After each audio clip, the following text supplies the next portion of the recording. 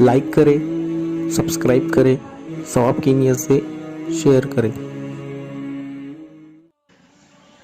हज़रत मरियम सलामुल्लाह अलैहा का वो वाक़या जो सूरा आल इमरान में मज़कूर है।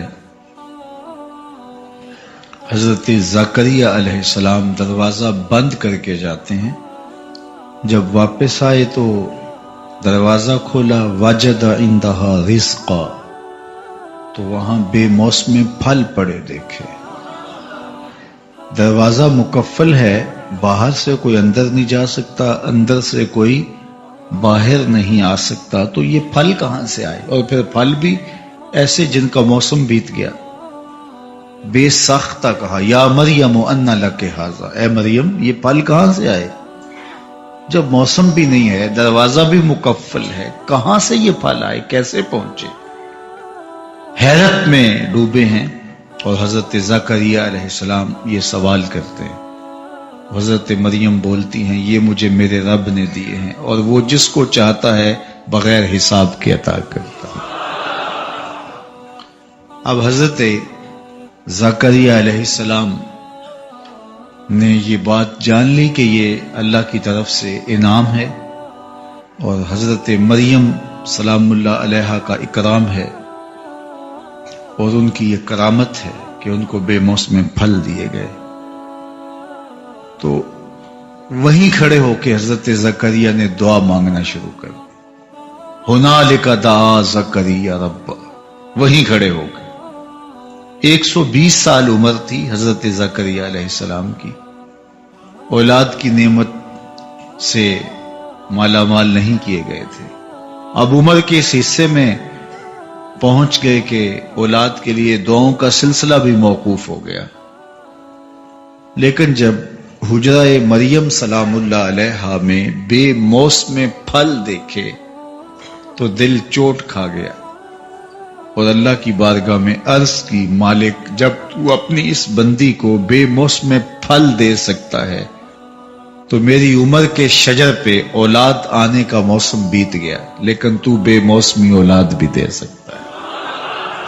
हुनालिका दआ ज़करिया रब्बा, हजरत ज़करिया ने वहीं खड़े होके अल्लाह से दुआ मांगी।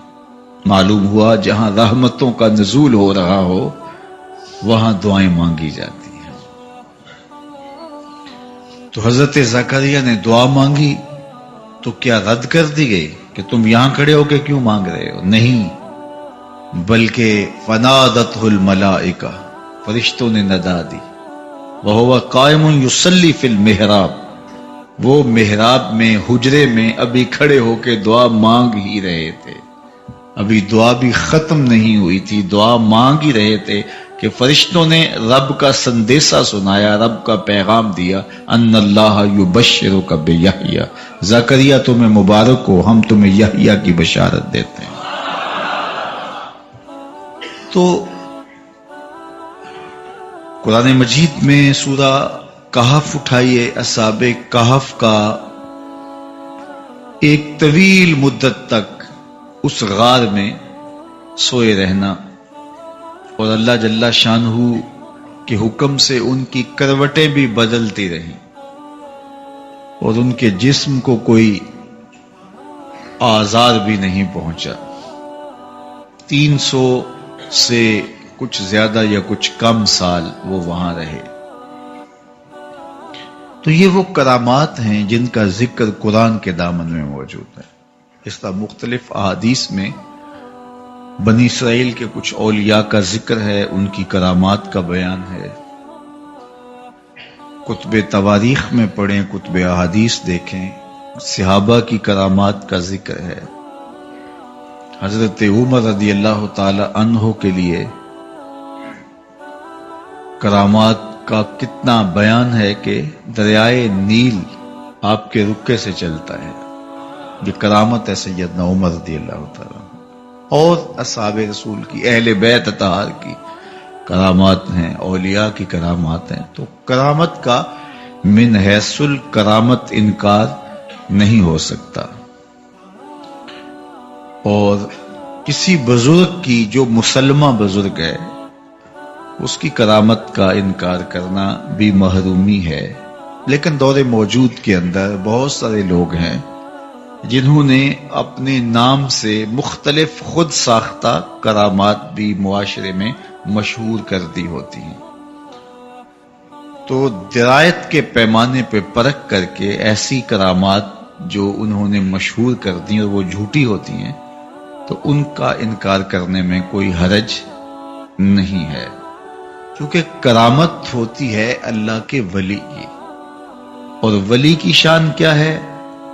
الولی هو العارف باللہ، ولی وہ ہوتا ہے جو اللہ تعالی جل شانہ کا جاننے والا ہو، عارف باللہ ہو، اس کی ذات کا اور اس کی صفات کا حسب امکان، اور امور شرعیہ پر کاربند ہو، شریعت پر مواظبت کرتا ہو، فرائض واجبات کی ادائیگی اس کا معمول ہو، بلکہ فرائض اور واجبات کی ادائیگی کے بعد کثرت نوافل سے بندہ اللہ کے قریب ہوتا ہے، اور پھر جب بندہ اللہ کے قریب ہو جائے تو پھر اللہ تعالیٰ اس کا ہو جاتا ہے۔ تو ولی کے اجزائے ترکیبیہ، ولی کیسے بنتا ہے، کون سی خوبیاں ہیں جو اللہ کے بندے میں ہونی چاہیے، کن خوبیوں کا حامل ہو اور کن اوصاف حمیدہ کا مالک ہو کہ ہم اس کو ولی کہیں گے۔ ایک تو قرآن مجید میں اللہ تعالیٰ جل شانہ نے ارشاد فرمایا الذین آمنوا وکانوا یتقون۔ میں نے عرض کیا کہ اولیاء اللہ کی عموماً کرامتیں بیان کی جاتی ہیں، اس میں کوئی حرج نہیں ہے، لیکن جب صرف کرامات ہی بیان کی جائیں گی، معیار ولایت بیان نہیں ہوگا، تو مختلف لوگوں کی شعبدہ بازیوں کو لوگ کرامت سمجھ لیں گے اور ان کے پیچھے چل کے اپنی دنیا اور اپنی آخرت برباد کریں گے۔ اس لیے ہمیں اس بات کا پورا ادراک ہونا چاہیے کہ ولی کسے کہتے ہیں، اور اس معیار پر ہم کسی کو دیکھیں۔ اس کے باوجود اس کا معاملہ اللہ کے ساتھ ہے، چونکہ نبی اپنی نبوت کا اعلان کرتا ہے، ولی اپنی ولایت کا اعلان نہیں کرتا۔ نبی کے اوپر لازم ہے، واجب ہے کہ وہ بتائے کہ میں نبی ہوں، لیکن یہ چیز ولی پر نہیں ہے۔ وہ تو کوشش کرتے ہیں کہ لوگوں کی نگاہوں سے چھپ جائیں، لوگوں سے پوشیدہ رہیں۔ وہ اپنی ولایت کے لیے تشہیری مہم نہیں چلاتے، بلکہ وہ خلق خدا کی رہنمائی کا فریضہ سر انجام دیتے ہیں اور اللہ کی رضا جوئی کے لیے کوشاں رہتے ہیں۔ کرامات کا صدور ہو جانا ممکن ہے، اگر کوئی کرامت صادر ہو جائے تو اچھی بات ہے، لیکن یہ ان کا مقصود نہیں ہوتا کہ ہم سے کسی کرامت کا ظہور ہو۔ کبھی کبھار کسی ایسی حالت میں کسی کرامت کا صدور ہو جاتا ہے۔ تو ولی دو صفات کا حامل ہے، الذین آمنوا وکانوا یتقون، جو قرآن نے بیان فرمایا۔ ایک تو وہ مومن کامل ہوگا، کامل مسلمان ہوگا، اور دوسرا وکانوا یتقون، وہ پرلے درجے کا متقی ہوگا، اعلی درجے کا پرہیزگار ہوگا، اس کی زندگی تقوی سے عبادت ہوگی، اس کے شب و روز حزم و احتیاط سے گزریں گے، وہ شریعت بیضاء پہ عمل پیرا ہوگا اور شریعت کی جانب سے منع کردہ چیزوں سے اپنے آپ کو بچا کے رکھے گا۔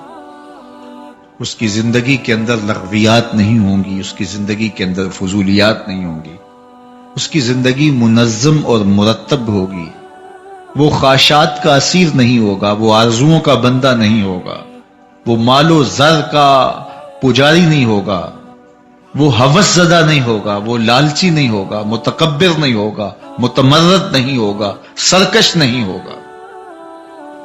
اس کی نظر لوگوں کے دلوں پہ ہوگی، لوگوں کی جیبوں پہ نہیں ہوگی. وہ خواہشات کی دنیا کا باسی نہیں ہوگا، بلکہ وہ اللہ کے قرب کا متلاشی ہوگا، اور قرب کی جو منزل اسے میسر ہے اس سے وہ آگے جانا چاہے گا. اس کی آرزو یہ ہوگی کہ مجھے اللہ کی قربتیں اور نصیب ہوں. ہر لہجہ نیا طور نئی برکے تجلا، اللہ کرے مرحلہ شوق نہ ہوتا ہے. وہ آگے بڑھتا رہے گا، آگے بڑھتا رہے گا. اس کی آرزو یہ ہوگی کہ مجھے اللہ کا جتنا قرب نصیب ہو جائے وہی میرے لیے غنیمت ہے، اور وہی اس کی زندگی کا مطمع نظر ہے، اس کی مستی، اس کی زندگی کا سرور، اس کے باطن کا جمال بس اسی میں ہے کہ اسے اللہ کی قربتیں حاصل ہوں اور وہ رضا الہی کے لیے کوشاں ہوگا. مخلوق اس کے گرد جمع ہو، لوگ آئیں، وہ ان کی ضرورتیں ہیں، لیکن اس کی ضرورت نہیں ہوگی. اس کی ضرورت رب کی رضا ہے، اور آنے والی مخلوق پر شفقت اس کا مزاج ہوگا، تاکہ مخلوق خدا کی خدمت کر سکے. حضرت غوث اعظم رضی اللہ تعالی عنہ نے لکھا کہ تمام کی تمام خیر دو چیزوں میں جمع کر دی گئی ہے، دو چیزوں میں ساری بھلائی جمع کر دی ہے. آپ خلاصہ تصوف کا سننا چاہیں، دین کا خلاصہ سننا چاہیں، اللہ کے ولی کا مزاج دیکھنا چاہیں، تو ان دو جملوں میں ہر شے سمو دی گئی ہے. التعظیم لامر اللہ والشفقۃ علی خلق اللہ. اللہ تعالی جل شانہ کے احکام کی تعظیم، اللہ تعالی کے جانب سے جو حکم بندے کے اوپر عائد ہوتے ہیں ان کی تکریم اور ان کی تعظیم کرنا، یعنی ان کو بجا لانا تعظیم و تکریم کے ساتھ. اور دوسرا والشفقۃ علی خلق اللہ، اللہ کی مخلوق کے ساتھ شفقت سے پیش آنا، مخلوق کے ساتھ رویے خوبصورت ہونا، حقوق اللہ اور حقوق العباد دونوں کی خوبصورتی کے ساتھ ادائیگی، یہ اللہ کے ولیوں کا شعار ہے. وہ اللہ کے حقوق کو بھی پامال نہیں ہونے دیتے اور اس کی مخلوق کے حق کو بھی پامال نہیں ہونے دیتے. اور حقیقی صوفی وہی ہوتا ہے جو اپنے اللہ کے، اپنے رب کے حقوق کی بھی پاسداری کرے اور لوگوں کو بھی اذیت نہ دے اور لوگوں کے حقوق کا بھی پورا پورا خیال رکھے. اس کا وجود ضرر کا سبب نہ ہو، نفع کا ذریعہ ہو. اس کا وجود لوگوں کے لیے ہدایت کا سبب ہو، گمراہی کا سبب نہ ہو، اور وہ لوگوں کے لیے راحت اور رحمت کا ذریعہ ہو، زحمت کا سبب نہ ہو. تو اللہ کا ولی ایمان اور تقوی کے نور سے مالا مال ہوتا ہے. ایمان ہے تو پرلے درجے کا، اللہ پر اتنا پختہ یقین کہ رشک آئے، اور عمل، صالح اعمال، تقوی، پرہیزگاری، خوف خدا، خشیت الہی، اگر ان صفات میں اللہ کے ولی کو دیکھو تو آپ کو رشک آئے کہ اللہ سے ڈرنے والا، اللہ سے خوف رکھنے والا اور اللہ کے احکام کو بجا لانے والا ہم نے ایسا کبھی نہیں دیکھا. تو ان دو خوبیوں کا وہ حامل ہو تو وہ ولی کہلاتا ہے. یہ وہ تعریف ہے جو قرآن نے کی ہے، الذین آمنوا وکانوا یتقون. ایمان اور تقوی کے مجموعے سے جو چیز نصیب ہوتی ہے اسے ولایت کہا جاتا ہے. اگر ایمان ہی نہیں ہے، عقائد ہی درست نہیں ہے، تو پھر ولایت کہاں سے نصیب ہوگی؟ اور اعمال صالحہ ہی نصیب نہیں ہے تو پھر وہ لوگوں سے، اہل ایمان سے ممتاز ہو کے ولی کیسے بنے گا؟ تو یہ بات اچھی طرح سے ہمیں ذہن نشین کر لینی چاہیے. قرآن مجید میں سورہ الفرقان میں اللہ تعالی جل شانہ نے عباد الرحمن کی کچھ صفات بیان کی ہیں. عباد الرحمن سے مراد یہی اللہ والے لوگ ہیں، یہی صالحین اولیاء مراد ہیں. ان کی کچھ خوبیوں کا ذکر کیا گیا. ذرا دیکھ لیجئے اور میں اور آپ کوشش کریں کہ ہم ان خوبیوں کے حامل ہو جائیں. دیکھیے جو ولایت ہے وہ کسبی ہے، نبوت وہبی ہے.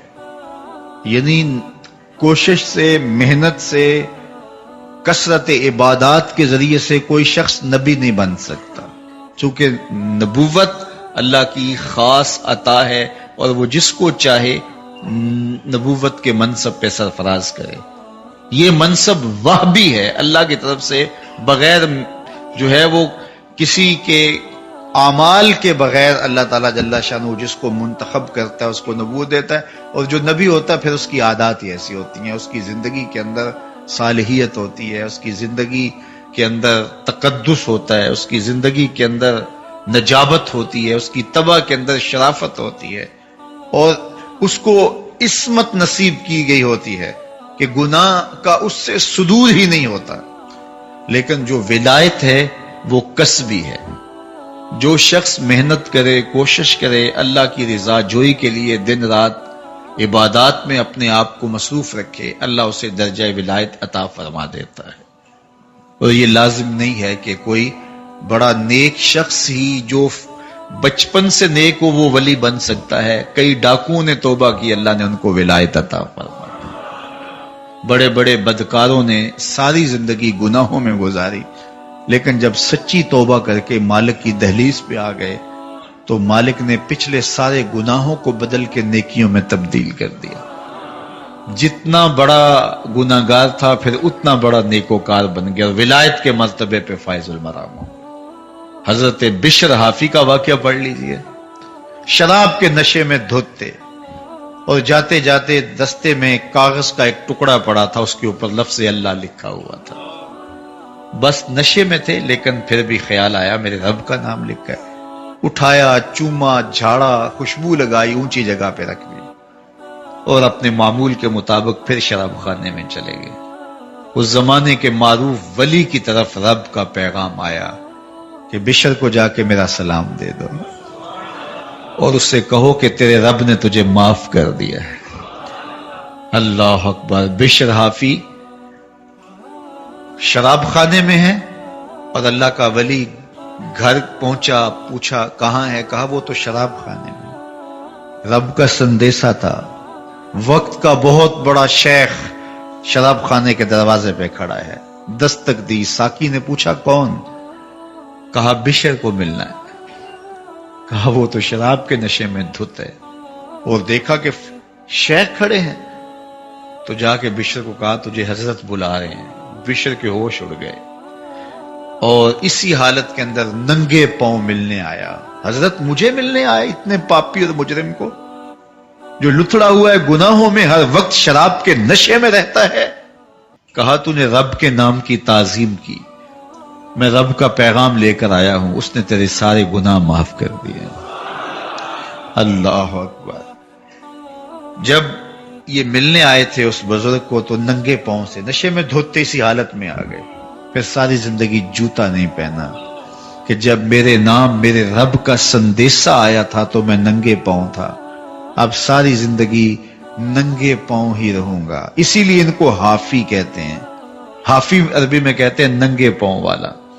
ساری زندگی ننگے پاؤں ہی رہے، لیکن میرے مالک نے اہتمام یہ کیا کہ بشر حافی نے جس گلی سے، جس بازار سے گزرنا ہوتا، جانور اس بازار میں لید بھی نہیں کرتے تھے. بشر تو نے رب کے نام کی تعظیم کی، تجھے بھی پروٹوکول ملے گا، تجھے بھی اعزاز ملے گا. اللہ اکبر. تو جتنا مرضی گناہ گار ہو اللہ کا ولی بن سکتا ہے جب وہ محنت کرے گا، سچی توبہ کرے گا. بعض اوقات اللہ کے بندوں کی نگاہوں سے ولی بنتے ہیں. ولی کی چوکھٹ پہ آنے والے اللہ اکبر ان کو اللہ توبہ نصیب کر دیتا ہے، ولایت کے درجے پہ فائز المرام کر دیتا ہے.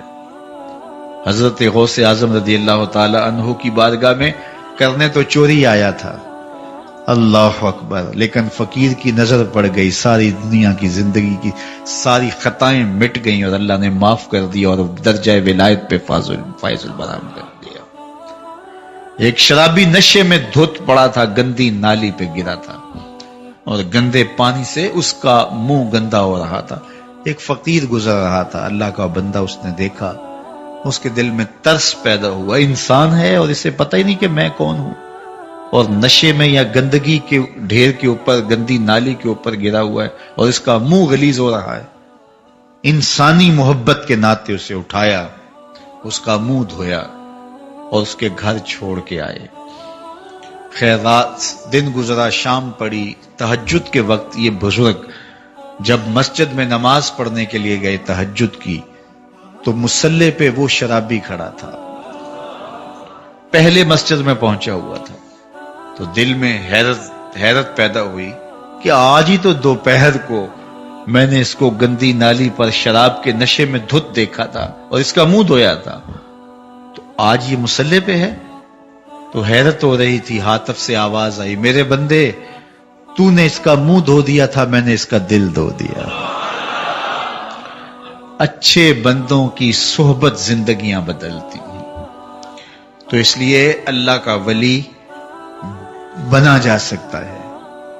ولایت الولایت عبارت عن القرب، ولایت قرب الہی سے عبارت ہے۔ یہ اللہ سے دعا مانگنی چاہیے، اللہ مجھے مرتبہ ولایت پہ گامزن کر دے، مجھے مرتبہ ولایت پہ فائز المرام کر دے، مجھے متقین کا امام بنا دے۔ یہ اہل ایمان کی دعا ہے کہ وہ اللہ کی قربت حاصل کریں، اس کے مقرب بندے بن جائیں۔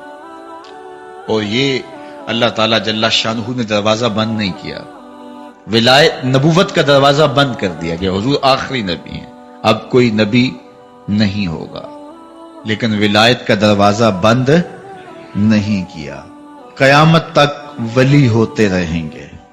تو اس لیے میں اور آپ آرزو تو کر سکتے ہیں، اور اس آرزو کی تکمیل کے لیے صالح اعمال سے کوشاں ہو جائیں کہ ہمیں اللہ کی قربت نصیب ہو جائے، رضا الہی ہمارا مقصود بن جائے اور ہماری زندگی اللہ کی رضا کے دائرے میں گزرے، تو پھر ہم اس مرتبے پہ فائز المرام ہو سکتے ہیں۔ آئیے اہل اللہ کی صفات کا ذکر سنیے، وقت تو تیزی کے ساتھ آگے بڑھ رہا ہے لیکن اجمالاً تذکرہ سن لیجئے۔ ارشاد فرمایا وَعِبَادُ الرَّحْمَنِ الَّذِينَ يَمْشُونَ عَلَى الْأَرْضِ هَوْنًا، اللہ کے بندے، اولیاء اللہ، بزرگان دین کون ہیں؟ وَعِبَادُ الرَّحْمَنِ، رحمان کے بندے۔ یار جو گناہگار ہیں بندے تو وہ بھی اللہ کے ہیں، لیکن اللہ ان بندوں کو بندہ ہی نہیں کہتا۔ وہ بندے جو اس کی محبت میں زندگی گزارتے ہیں، جو اس کے احکامات کو بجا لاتے ہیں، ان کو کہا عباد الرحمن، اللہ کے بندے، الذین یمشون علی الارض ہونا، یہ وہ خوش نصیب لوگ ہیں جو زمین پر وقار سے چلتے، زمین پر چلتے ہیں تو چال دھیمی ہوتی ہے، اکڑ اکڑ کے نہیں چلتے، تکبر سے نہیں چلتے، رعونت سے نہیں چلتے، چھاتی تان کے نہیں چلتے، اور نہ ہی ان کی چال بے ڈھنگی ہوتی ہے، مرتب اور منظم چال ہے ان کی، زندگی کا چلن خوبصورت ہے۔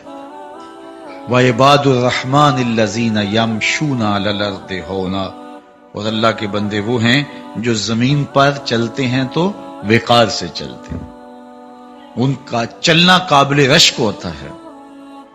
وَإِذَا خَاطَبَهُمُ الْجَاهِلُونَ قَالُوا سَلَامًا، اور جب ان سے جاہل مخاطب ہوتے ہیں تو وہ کہتے ہیں سلام ہو،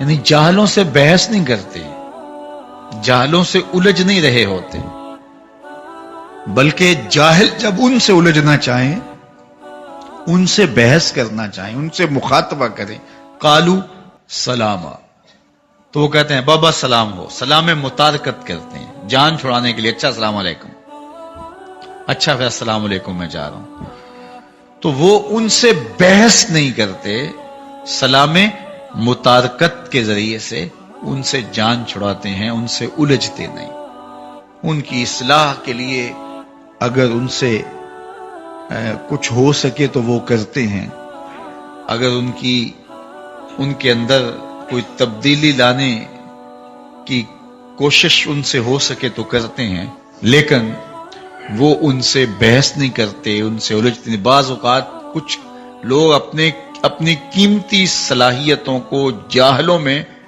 جو ہے وہ صرف کر دیتے ہیں، جاہل لوگوں کے اندر اپنی قیمتی صلاحیتوں کو ضائع کر دیتے ہیں۔ تو یہ بات ذہن میں رکھیے گا کہ بنجر زمین پر کبھی بھی سبزہ نہیں اگتا، اور کبھی بھی وہاں بیج ڈال کر کے، ہل چلا کے، پانی ڈال کر کے وقت ضائع نہیں کرنا چاہیے۔ بارش جب برستی ہے تو زرخیز زمینوں سے پھول اگتے ہیں، سبزہ اگتا ہے، لیکن پتھریلی اور بنجر زمینوں پہ کچھ نہیں اگتا۔ اس لیے جو اللہ کے بندے ہوتے ہیں وہ جاہلوں سے مخاطبت نہیں کرتے، جاہلوں سے بحث نہیں کرتے، جاہلوں سے الجھتے نہیں، اپنی صلاحیتوں کو ضائع نہیں کرتے۔ ہاں، جاہل جب الجھنا چاہتے ہیں تو پھر قالوا السلام، وہ سلام کہہ کے آگے بڑھ جاتے ہیں۔ ایک تو خوبی ان کی یہ ہے۔ آگے فرمایا والذین یبیتون لربہم سجدا وقیاما، سجدا وقیاما، اور یہ وہ خوش نصیب لوگ ہیں جن کی راتیں اللہ کے حضور کبھی سجدے میں گزرتی ہیں، کبھی قیام میں گزرتی ہیں۔ یہ سجدے اور قیام میں راتیں بسر کرتے ہیں، اپنی زندگی کو منظم رکھے ہوئے ہیں، اپنی چال کو خوبصورت رکھے ہوئے ہیں، جہالوں سے الجھ کے اپنا قیمتی وقت ضائع نہیں کرتے، اوقات دن میں اپنی محافظت کرتے ہیں اور اپنے آپ کو بچاتے ہیں فضولیات سے، لغویات سے، بےہودگیوں سے اور بےہودہ لوگوں سے، بےہودہ چال ڈھال سے اور بےہودہ لوگوں سے، مباحثے سے اپنے آپ کو دن کو بچا کے رکھتے ہیں۔ اور جب رات کالی چادر اوڑھ لیتی ہے اور اندھیرا چھا جاتا ہے اور لوگ اپنے گھروں میں سو جاتے ہیں، یہ مصلے بچھا لیتے ہیں۔ الذین یبیتون لربہم، یہ اپنی راتیں بسر کرتے ہیں اپنے رب کے لیے، سجدا و قیاما، حالت سجدہ میں اور حالت قیام میں۔ سجدہ و قیام کی صورت کے اندر ان کی راتیں بسر ہوتی۔ اللہ اکبر۔ سیدہ فاطمہ الزہرا رضی اللہ تعالی عنہا ایک دن بارگاہ ایزدی میں عرض گزار ہوتی ہیں، مالک تیری راتیں اتنی چھوٹی ہیں کہ تیری بندی کا ذوق بندگی ہی پورا نہیں ہوتا، ایک رات تو اتنی لمبی بنا دے کہ جی بھر کے تجھے سجدہ ہی کر سکتا۔ اللہ اکبر۔ ساری رات قیام کرنے کے باوجود بھی ان کی تشنگی ختم نہیں ہوتی، ذکر و فکر میں لگے رہتے ہیں، یاد الہی میں ان کی راتیں گزرتی ہیں، خوف خدا میں آنسو بہتے ہیں، کبھی قیام کرتے ہیں، کبھی سجود کرتے ہیں، کبھی رکوع میں وقت گزرتا ہے۔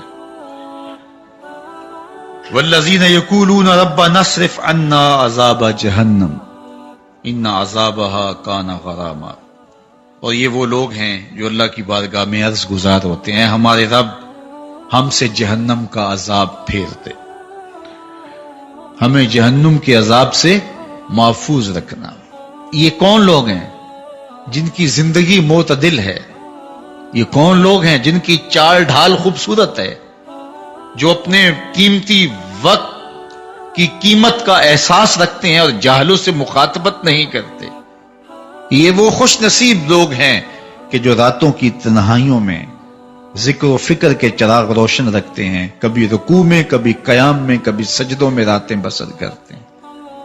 آپ بتائیے، جو اپنی زندگی کے شب و روز کو مرتب، منظم اور عبادت کے ساتھ پر نور رکھے ہوئے ہو، کیا شان ہے اس کی، لیکن تکبر پیدا نہیں ہوتا کہ ہم نے ان سجدوں سے، ان رکوع اور قیام کے ذریعے سے لوگوں سے افضلیت حاصل کر لی اور جنت کے ٹھیکیدار بن گئے۔ نہیں، وہ کیا کہتے ہیں؟ اللہ ہم سے عذاب جہنم پھیر۔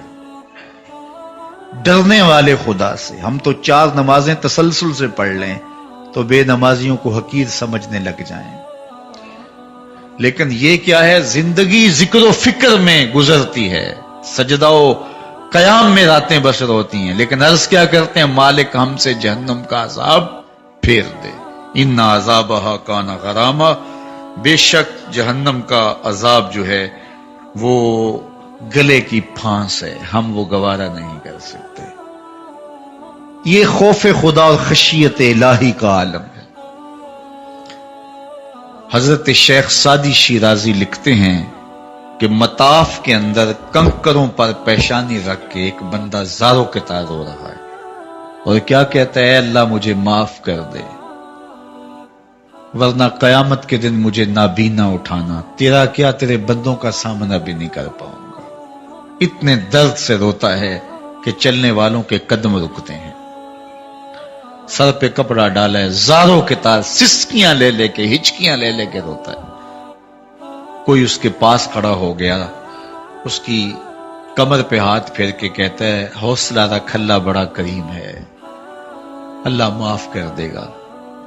خیر جب وہ شخص رو رو کے آہوزاری کر کے اپنے رب کے حضور یہ تمنائیں کر کے اٹھ کے جانے لگا تو اس شخص کو شوق تھا کہ میں دیکھوں یہ ہے کون، اتنا خوف خدا، اتنا ڈر رہا ہے، پتہ نہیں کون ہے، کیا گناہ کر بیٹھا ہے۔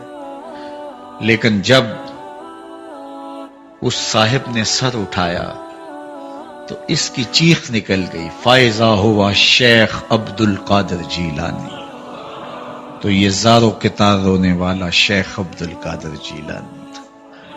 ساری زندگی خدمت خلق میں بسر ہوئی، اللہ کے حکام بجا لاتے ہوئے، لیکن خوف خدا، خشیت الہی کا عالم یہ۔ تو حضرت جنید بغدادی کو حضرت سری سکتی رضی اللہ تعالی عنہ نے ایک دن وصیت کی۔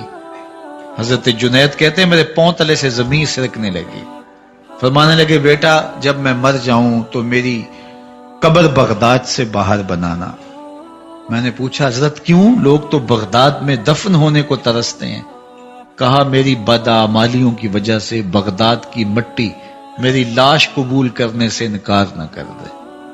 الذین یبیتون لربہم سجدا وقیاما، یہ وہ لوگ ہیں جو اپنی راتیں سجدے میں اور قیام میں بسر کرتے ہیں۔